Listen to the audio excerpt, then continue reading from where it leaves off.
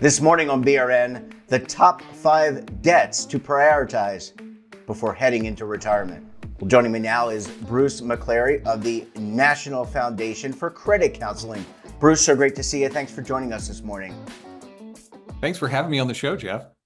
And look, we talk about retirement on this network quite often. It's not the only thing we talk about, but we talk about retirement. How important is it when you're checking off the things that you need to do for your retirement that you think about any outstanding debt? It's really critical, and it's important to think about it early on. I mean, sometimes it's hard to think about retirement when you're 30 or 35, but it's important to keep an eye on your budget, how you're managing your debt, just as much as it is important to keep an eye on your progress saving towards retirement, your 401k and your other investments. But sometimes people tend to shift their focus a little bit more exclusively on that when they're in the retirement mindset, and they forget about how debt factors into the equation as they get closer and closer to retirement. So there's all kinds of different debt that you can accumulate over a lifetime: mortgages, auto loans, credit card debt, student loans as well. So, you have to look at the big picture, and at that point, then you can think about, well, what does the approach to retirement look like, and how do I strategize to make the most of the situation, to make the most of the retirement income that I've worked so hard to save? Yeah, a really great point. Let's talk about some of the debt, and you outlined some of it. Let's talk about paying off that credit card debt. Now, this number's gone up, Bruce, for many Americans, because they've had their wages haven't gone up, and that's a whole nother show. But credit card debt has gone up. Let's talk about that. What do we need to do to get that off the books for retirement? Well, what do we need to do, and why is it important? I mean, the reason it's important is because it's probably the highest interest rate debt that you're carrying. It certainly is in the top tier of interest. Right now, the average interest rate for new lines of credit is about 24% APR. That's mind-blowing. When I started in the lending industry back in the 1990s, that rate was considered subprime. Like, if you had terrible credit, you would get a 24%, 25, 26% interest rate. But now that's sort of the average rate. And there's about $1.1 trillion in outstanding credit card debt right now in the United States. And if the average rate is applied to that total of debt, it's almost $200 billion in interest that Americans are paying on that debt. So you can see wheels are spinning. People aren't making a lot of progress paying down their debt. A lot of people are at the point where they're just making minimum payments, so it can fit their budget and they don't fall behind, but that's not making any progress. So you have to do better than make minimum payments. You have to look at that debt and think about how you can clear it out of the way affordably within your budget, and how you can get out of paying the maximum interest over time on that debt. And there are a number of different strategies you can use to do that. If you have a good or excellent credit, you can consider balance transfers, taking advantage of introductory 0% interest rate offers that allow you to power pay that account and obliterate that balance before interest starts attacking it again. You can also look into consolidation. You can look into consolidation loans if you have equity in your home. You can certainly bring that interest rate down from 24% if that's where you are. Mortgages right now are above 6%, which isn't great, but it's better than your 24%. So if you're comfortable putting your home on the line and you're in a good financial situation, and you can make sustainable on-time payments to clear that debt, that might be an option. And so those are options that you can use if you have good to excellent credit, where you can get better interest rates or better deals on balance transfers or loan consolidations to pay it down. What you want to avoid doing is making matters worse. And some people say, well, why don't you borrow against your 401k, or why don't you take money out of your retirement and take money out of your 401k to just go ahead and pay off that debt and be done with it? Well, in those cases, I always tell people you're borrowing against your future. And if you're far along, if you're 40 or 50 and you start doing that kind of thing, you don't have a lot of time before retirement to make up for lost ground and recoup the money that you took out. And so you have to be very careful about the decisions you're making to clear that debt. But the main thing is prioritizing the high interest rate credit card debt, to pay that off first, to clear that out of the way as much as you can before retirement. Yeah, really good point. And by the way, those loans in 401k, usually they're prime plus one. We know where the federal funds rate is today. So, you know, you're robbing Peter to pay Paul, basically, as you said. Exactly. That's analogy I always wanted to get into the program. Let's in the limited time we have left, we've got about 3 or 4 minutes, Bruce.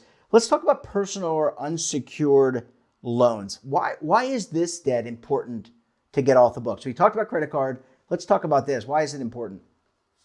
Well, first of all, these personal or unsecured loans are also typically higher interest rate loans, depending on where you get the loan. A lot of these are associated with subprime lenders, and those subprime lenders charge rates similar to what I mentioned for the credit cards, the 24%, 25%, even 36%.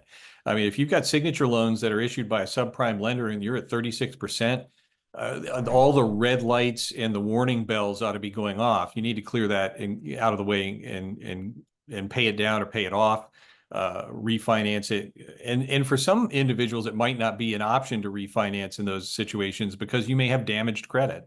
That's another aspect of this that we can talk about. Your credit impacts some of your choices.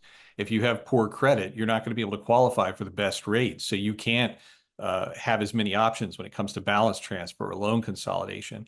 But these signature loans can have very high interest rates. And again, it's not tied to collateral that that increases in value where you build equity. There's just nothing there. You're pouring money down a hole with interest, and it's like a weight around your ankle as you go into retirement. And you need to treat that the same as you would with credit card debt in most cases. Yeah. How about auto loans? A lot of people still buy cars, they lease cars. It's not uncommon when you get to retirement to have a new vehicle. You earn the right to buy a car. Maybe it's more economical to have a new car. But let's talk about some of those auto loans and why it's important to pay that off as well. Yeah, that's a good it's good to bring up auto loans in the equation because yes, that's probably that could be a debt that you do carry into retirement. So you have to be careful about the type of loan you have, the type of financing, how affordable it may be. It's best not to carry that into retirement. So if you do have an auto loan, try to pay it off. Auto loans, are the typical term for auto loans can be 60 months, sometimes longer. And we all know with vehicles, especially with a new vehicle, you may be running into maintenance issues as you get towards the end of that repayment track.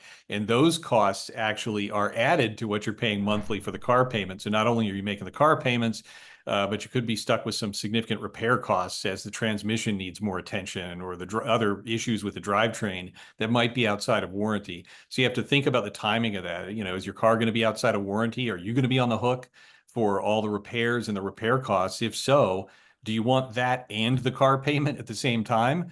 Probably not. So you do want to develop a strategy to get that auto loan out of the way. And in the future, as you think about having a vehicle during retirement, it's also important to think about ways that you can avoid borrowing altogether. Find a reliable used car, use some cash to pay for that, instead of looking at new cars that lose a lot of value the minute you drive them off the lot, and then you're of course saddled with these loans that you have to pay for years and years. So I just think about my father in that situation. I mean, he's a very practical person, and the last car he had before he passed away was a reliable used car. He didn't pay much for it. He didn't owe any money on it. And that was a good transportation option for being in retirement. But if you're headed for retirement, you got a car loan, start thinking about getting that car loan paid off. Yeah. Bruce, we've got about 45 seconds left. What happens when I pass away and I've got some of these pieces of debt? Do they just get wiped away, whether it's the credit card debt or the unsecured personal loan or some of the other things that we haven't had a chance really to catch up on, student loans and mortgages? What happens upon my death? Does it transfer to my beneficiary and netted against the transfer of wealth? Well, a lot of it depends on the circumstances. If it's really small dollar amounts, the creditors may just tend to write it off and take it as a loss. But if it's a large sum of money that you owe and that remains, some lenders may try to come after your estate and recoup some of the money or all of the money by taking it out of what's left in your estate. Yeah. So it doesn't just go away. So it may go away in some cases, but you don't want to be haunting your beneficiaries from the grave, I guess, is what I'm trying to go to. Bruce, we're going to have to leave it there. Thanks so much for joining us, and we look forward to having you back on the program again very soon. Thanks, Jeff. It was great to be here. And don't forget to subscribe to our daily newsletter, The Morning Pulse, for all the news in one place. Until tomorrow, I'm Jeff Snyder. Stay safe, keep on saving, and don't forget, roll with the changes.